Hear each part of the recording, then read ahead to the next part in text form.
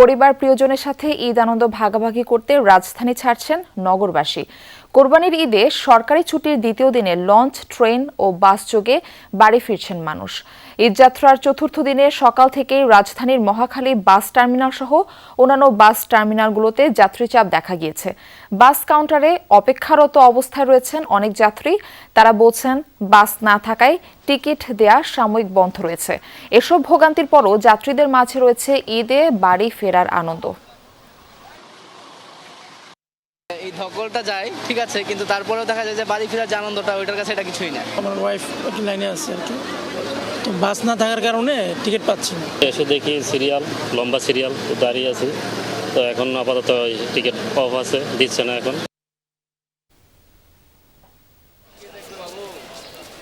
Kamalapur rail station থেকে বেশ কয়েকটি ট্রেন বিলম্বে ছেড়েছে। নীলসাগর সকাল 6:15টায় ছাড়ার কথা থাকলেও ছেড়েছে সকাল 8টায়।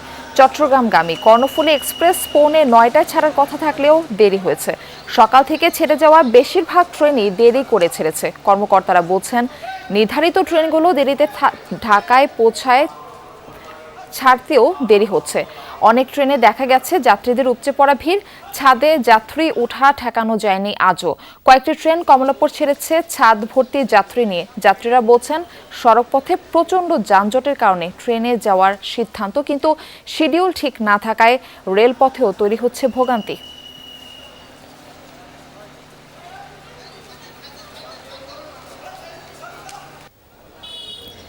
ঈদে বাড়ি যেতে অনেকে আবার বেছে নিয়েছেন নদীপথ। সকাল থেকে সদরঘাট লঞ্চ টার্মিনালে প্রচুর যাত্রী সমাগম দেখা যায়। যাত্রী বোঝাই হলেও লঞ্চ না ছাড়ার অভিযোগ যাত্রীদের।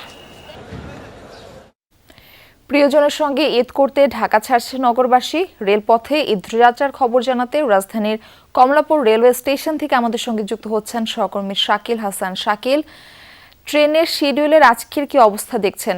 গতকাল কিন্তু অনেকে ট্রেনের টিকিট কেটেছে, কিন্তু ভিড়ের কারণে ট্রেনে উঠতে পারেনি। আজকের চিত্রটা আমাদের জানাবেন।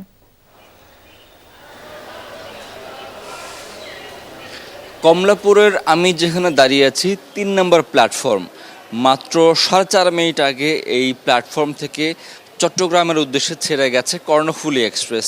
কর্ণফুলী এক্সপ্রেসের নির্ধারিত সময় ছিল সকাল 8:45, সেটি ছেড়েছে 4.5 মিনিট, অর্থাৎ প্রায় 19.5 মিনিট দেরিতে। তো এরকম প্রায় বেশিরভাগ ট্রেনই কিন্তু 10 থেকে 1 ঘন্টা 2 ঘন্টা পর্যন্ত দেরিতে ছাড়ছে। এবং আরেকটি ট্রেন ছাড়ার কথা ছিল সকাল 6:15টায়, সেটি নীলসাগর। এই ট্রেনটির নতুন নির্ধারিত সময় দেওয়া হয়েছিল 8টায়, সেটি এখনও পর্যন্ত ছাড়তে পারেনি, অপেক্ষমান রয়েছে। এছাড়া ময়মনসিংহ ব্রাহ্মণবাড়িয়ার উদ্দেশ্যে বেশ কয়েকটি ট্রেন ছেড়েছে এই গত 2 ঘন্টায়। সেগুলো প্রায় 10 থেকে আধা ঘন্টা পর্যন্ত দেরিতে ছেড়েছে। কর্মকর্তারা বলছেন, যেহেতু ঢাকায় ট্রেন ঢুকছে দেরি করে, তাই সেগুলো ছাড়তেও আসলে বেশ খানিকটা বিলম্ব হচ্ছে, এবং এই বিলম্বের কারণে কিন্তু যাত্রীরাও ভোগান্তিতে পড়ছেন। একটি ট্রেন প্ল্যাটফর্মে অপেক্ষা করছে, এবং এই ট্রেনটিতে অনেকক্ষণ চেষ্টা করে পুলিশ এটির ছাদ থেকে যাত্রীদের নামাতে সমর্থ হয়েছে। তবে এর আগে আমি 3টি ট্রেনে ছাদ ভর্তি যাত্রী দেখেছি, এবং সেগুলো দেশের বিভিন্ন গন্তব্যে ছেড়ে গেছে। এবং আজকেও প্রত্যেকটি ট্রেনে কিন্তু কানায় কানায় পূর্ণ এবং প্রচণ্ড ভিড় হচ্ছে।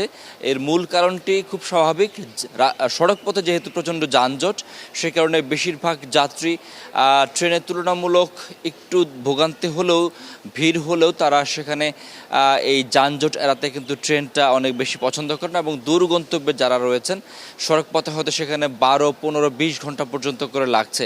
যেমন আজকে সকালে দেখছিলাম যে যিনি কালকে রাত 8টায় সড়কপথে রওনা দিয়েছেন টাঙ্গাইলের উদ্দেশ্যে, তিনি আজকে ভোর 8টা পর্যন্ত এখন এলেঙ্গা পার হতে পারেননি। কিন্তু ট্রেনে আসলে সেই সমস্যাটি নেই। ট্রেনে একবার যাত্রা শুরু করলে সেটি খুব দ্রুত সময়ের মধ্যেই পৌঁছে যায়। এই কারণে অনেকেই ট্রেনটি পছন্দ করছেন। কিন্তু ট্রেনের শিডিউল বিপর্যয়ের কারণে কিন্তু ভোগান্তিটা এখানেও হচ্ছে। মারফি। শাকিল, ধন্যবাদ আমাদের সঙ্গে যুক্ত হবার জন্য।